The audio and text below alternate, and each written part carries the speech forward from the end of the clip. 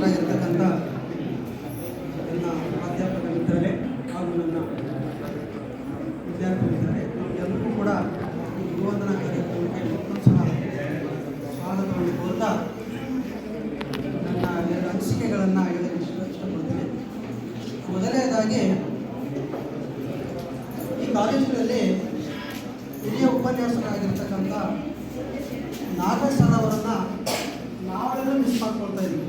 ಈಗಾದರೂ ನಮ್ಮನ್ನು ಮಿಸ್ ಮಾಡ್ಕೊಳ್ತಾ ಇದ್ರೆ, ಮತ್ತು ನಾವು ನಾಗೇಶ್ ಸರನ್ನು ಮಿಸ್ ಮಾಡ್ಕೊಳ್ತಾ ಇದ್ದೀವಿ. ಯಾಕಂತಂದರೆ ಕೆಲವೇ ದಿನಗಳಲ್ಲಿ ಅವರು ನಿವೃತ್ತರಾಗ್ತಾರೆ. ಆದರೂ ಕೂಡ ಅವ್ರು ಹೇಳಿರ್ತಕ್ಕಂಥ ಮಾರ್ಗದರ್ಶನ ಮತ್ತು ಅವ್ರು ಹೇಳಿರ್ತಕ್ಕಂತಹ ಮಾತು ನಮ್ಮ ಮನಸ್ಸಲ್ಲಿ ಸದಾ ಇರುತ್ತೆ. ಅದಾದ ನಂತರ ನೀವೆಲ್ಲರೂ ಕೂಡ ತಮ್ಮ ತಮ್ಮ ಅನಿಸಿಕೆಗಳನ್ನು ಹೇಳಿದ್ದೀರಿ. ಮತ್ತು ಪ್ರಾರಂಭದಲ್ಲಿ ಎಲ್ಲ ಲೆಕ್ಚರ್ಸನ್ನು ಸ್ವಾಗತ ಮಾಡಿಕೊಂಡೆ ಭಾಳ ಉತ್ತಮವಾಗಿತ್ತು, ಭಾಳ ಚೆನ್ನಾಗಿತ್ತು. ಎಲ್ಲರೂ ಕೂಡ ಅದರ ಡಿಮೇಟ್ಸನ್ನು ನೀವು ಯಾರೂ ಹೇಳಿಲ್ಲ. ನನ್ನ ಪ್ರಕಾರ ಏನಂದರೆ,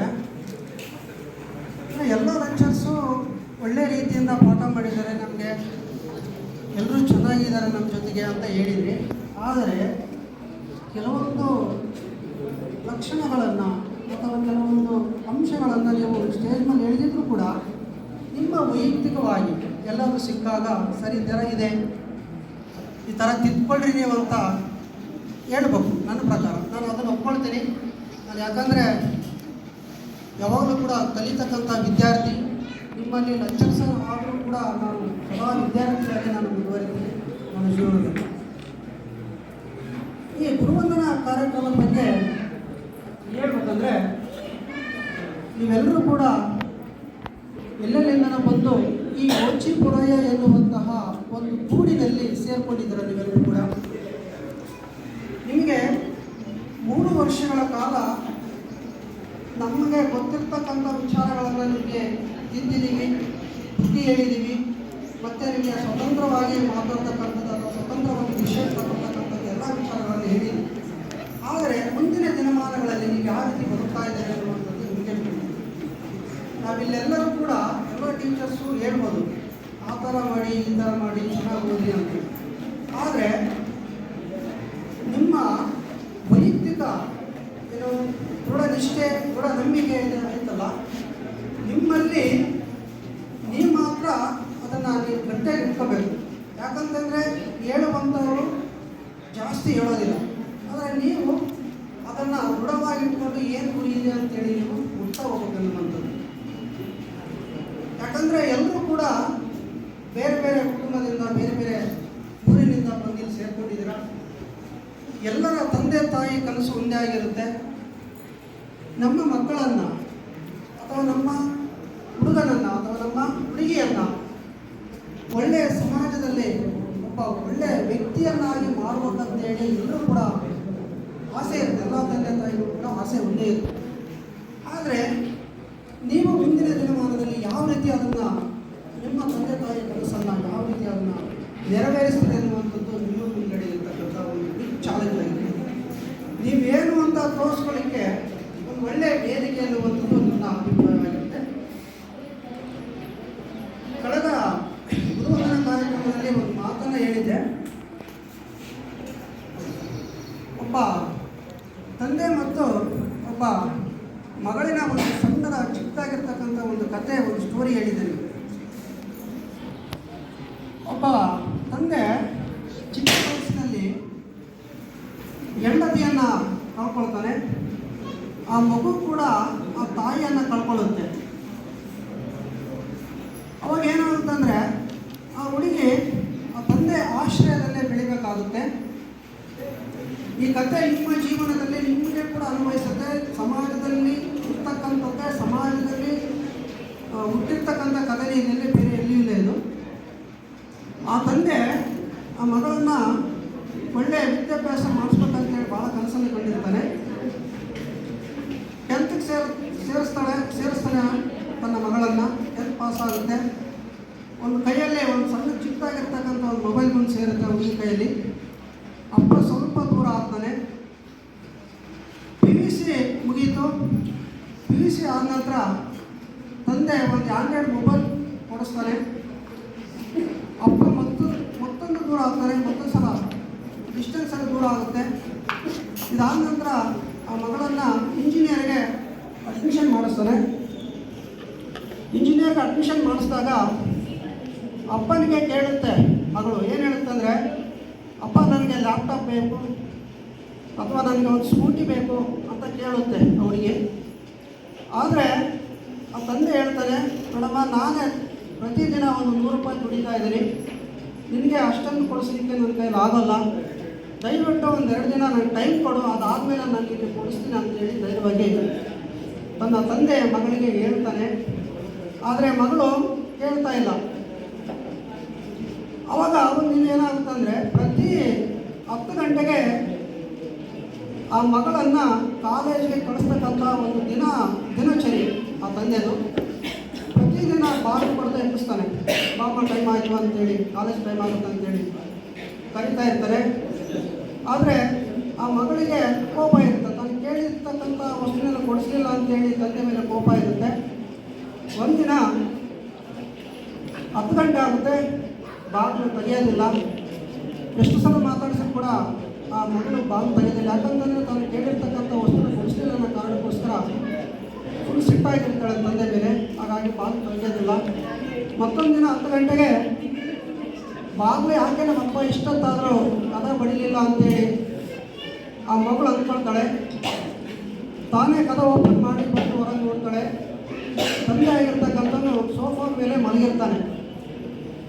ಆ ಸೋಫಾ ಮೇಲೆ ಮಲಗಿರ್ಬೇಕಾದ್ರೆ ತನ್ನ ಎದೆ ಮೇಲೆ ಒಂದು ಪತ್ರ ಇರುತ್ತೆ. ಪತ್ರವನ್ನು ನಿಧಾನಕ್ಕೆ ಓದ್ತಾಳೆ. ಆ ಪತ್ರದಲ್ಲಿ ಏನಿದೆ ಅಂದರೆ,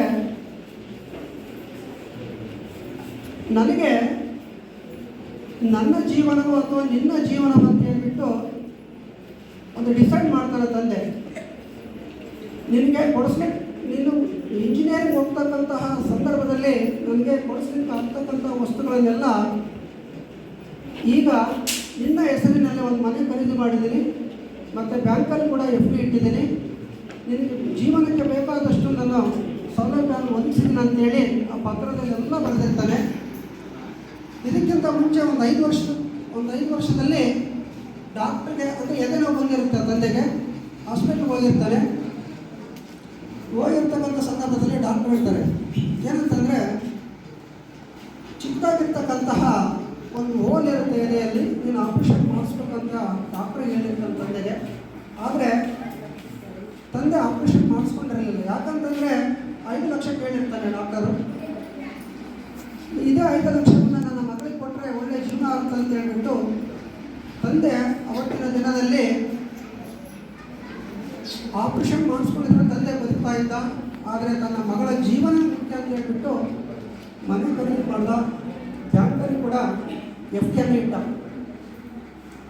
ಇಷ್ಟೆಲ್ಲ ಪತ್ರದಲ್ಲಿ ಓದ್ತಾ ಹುಡುಗಿಗೆ ಕಣ್ಣಂಚಿನಲ್ಲಿ ನೀರು ಹರಿದು ಬರುತ್ತೆ. ನಮ್ಮ ಅಪ್ಪಾಜಿಗೆ ನಾನು ಕೇಳದೇ ಇಲ್ಲ ಅಂತಂದರೆ ನಮ್ಮ ಅಪ್ಪಾಜಿ ಬದುಕ್ತಾ ಇದ್ದ, ಎಂಥ ಕೆಲಸ ಇದೆ ಅಂತೇಳಿ ಆ ಹುಡುಗಿ ತುಂಬ ನೋವು ಉಂಟು ಮಾಡ್ಕೊಂಡು ಅಳುತ್ತೆ, ದುಃಖವನ್ನು ಉಂಟು ಮಾಡುತ್ತೆ, ಕಿರುಚುತ್ತೆ. ಆದರೆ ಇಡೀ ಕೊನೆಗೆ ಸತ್ತೋಗ್ತಾನೆ ತಂದೆ. ಹಾಗಾಗಿ ಇಂತಹ ಜೀವನದ ಕೆಲವೊಂದು ಘಟನೆಗಳು ನಮ್ಮ ಮನೆಯಲ್ಲಾಗಿರ್ಬೋದು. ಪ್ರತಿಯೊಬ್ಬ ಮನೆಯಲ್ಲಿ ಇಂಥ ಸಮಸ್ಯೆಗಳು ಇದ್ದೇ ಇರ್ತವೆ. ಹಾಗಾಗಿ ತಂದೆ ತಾಯಿಗಳನ್ನು ಯಾವುದೇ ಕಾರಣಕ್ಕೂ ನೀವು ಪ್ರೆಷರ್ ಹಾಕಬಾರ್ದು. ಕೊಡಲಿಲ್ಲ ಅನ್ನೋದು ಕೂಡ ಬೇಜಾರಾಗಬಾರ್ದು. ಯಾಕಂತಂದರೆ ಮನೆಯ ಪರಿಸ್ಥಿತಿ ಇರುತ್ತೆ. ಕೆಲವೊಂದು ಮನೆಯಲ್ಲಿ ಭಾಳ ಕಷ್ಟ ಇರುತ್ತೆ. ಅದನ್ನೆಲ್ಲ ನೀವು ಮನದಲ್ಲಿಟ್ಕೊಂಡು ನಿಮ್ಮ ಗುರಿಯಂತ ಸಾಗ್ರಿ. ಮತ್ತೊಂದು ವಿಚಾರ ಏನು ಹೇಳ್ತಾ ಇದ್ದೀನಿ ಅಂತಂದರೆ, ಸೀನಿಯರ್ಸ್ಗೆಲ್ಲ ಜೂನಿಯರ್ಸ್ಗೆ ಇರ್ತಕ್ಕಂಥ ವಿಚಾರ. ಈ ಕಾಲೇಜಿನಲ್ಲಿ ನೀವೇನಾದರೂ ಅಂದ್ಕೊಂಡಿದ್ದು ಸಾಧಿಸ್ಬೇಕಂತಂದರೆ ಕಾಲೇಜ್ ಕಾರಿಡಾರ್ ನಿಂತು ಸಾಧಿಸೋದು ದಯವಿಟ್ಟು ಆಗೋದಿಲ್ಲ, ಖಂಡಿತವಾಗ್ಲೂ ಆಗೋದಿಲ್ಲ. ಬರೆದಿಟ್ಕೊಂಡು ನೀವೇನಾದರೂ ಸಾಧಿಸ್ಬೇಕು ಅಂತ ನೀವೇನಾದರೂ ಮನಸ್ಸಲ್ಲಿ ಇಟ್ಕೊಂಡಿದ್ರೆ ಲೈಬ್ರರಿಯಲ್ಲಿ ಕುಂತು ಓದಿದಾಗ ಮಾತ್ರ ನೀವು ಅಂದ್ಕೊಂಡಿದ್ದು ಸಾಧಿಸ್ತೀರಂತ ನಾನು ಈ ಸಂದರ್ಭದಲ್ಲಿ ಹೇಳ್ತೀನಿ. ದಯವಿಟ್ಟು ಹೊರಗಡೆ ಕೂತ್ಕೊಂಡು ಸುಮ್ಮನೆ ಮೊಬೈಲಲ್ಲಿ ಕಾಲಹರಣ ಮಾಡೋದು ಅದನ್ನೆಲ್ಲ ಬಿಟ್ಬಿಡ್ರಿ. ಲೈಬ್ರರಿಯಲ್ಲಿ ಕೂತ್ಕೊಂಡು ಚೆನ್ನಾಗಿ ಓದಿ, ವಿದ್ಯೆ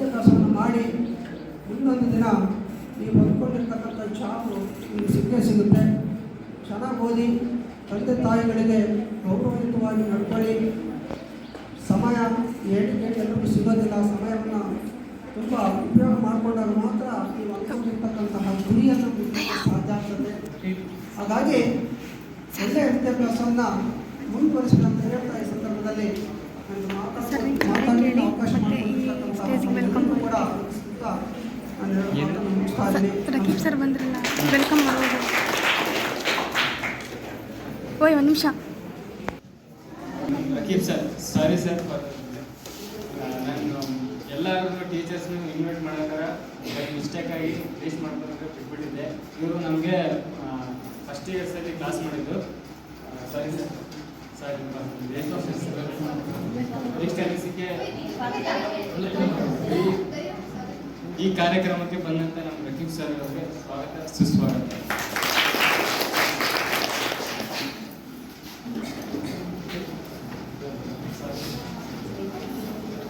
ಹಾಗೆ ನೆಕ್ಸ್ಟ್ ನಮ್ಮ ವಾಣಿಜ್ಯ ವಿಭಾಗದ ಮಂಜುನಾಥ್ ಸರ್ MN ಇವರ ಈ ಕಾರ್ಯಕ್ರಮ ಕುರಿತು ಒಂದೆರಡು ಅನಿಸಿಕೆ.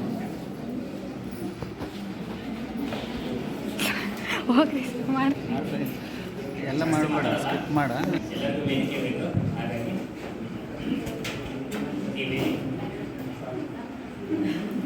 ವೇದಿಕೆ ಮೇಲೆ ಆಸೀನರಾಗಿರುವ ಎಲ್ಲ ಗುರು ಅಂತದ ತಪ್ಪಾಗಲಾರದು ನಾಗರಾಜ್ ಸರ್ ಅವರಿಗೂ ಹಾಗೂ ನನ್ನ ಎಲ್ಲ ಗುರುಗಳಿಗೂ ಹಾಗೂ ನನ್ನ ವಿದ್ಯಾರ್ಥಿಗಳಿಗೂ ಮಧ್ಯಾಹ್ನದ ಶುಭೋದಯವನ್ನು ತಿಳಿಸ್ತಾ, ಏನಂತಂದರೆ ಈಗ ಎಲ್ಲ ಲೆಕ್ಚರ್ಸ್ ಆಗಿರಲಿ ಅಥವಾ ನೀವು ಆಗಿರಲಿ, ಇದು ಯಾವ ರೀತಿ ಇದ್ರಿ, ಯಾವ ರೀತಿ ಇರಬೇಕು, ಫಸ್ಟ್ ಇಯರಿಂದನೂ ಅದನ್ನೇ ಹೇಳ್ತಾನೆ ಬಂದಿದ್ದೀವಿ. ಅದರಲ್ಲೂ ಸರಿ ಹೇಳಿದಾಗೆ ನನಗೆ ಫಸ್ಟ್ ಬ್ಯಾಚ್ ಅಂತ ಅನಿಸ್ಕೊಂಡು ಎರಡು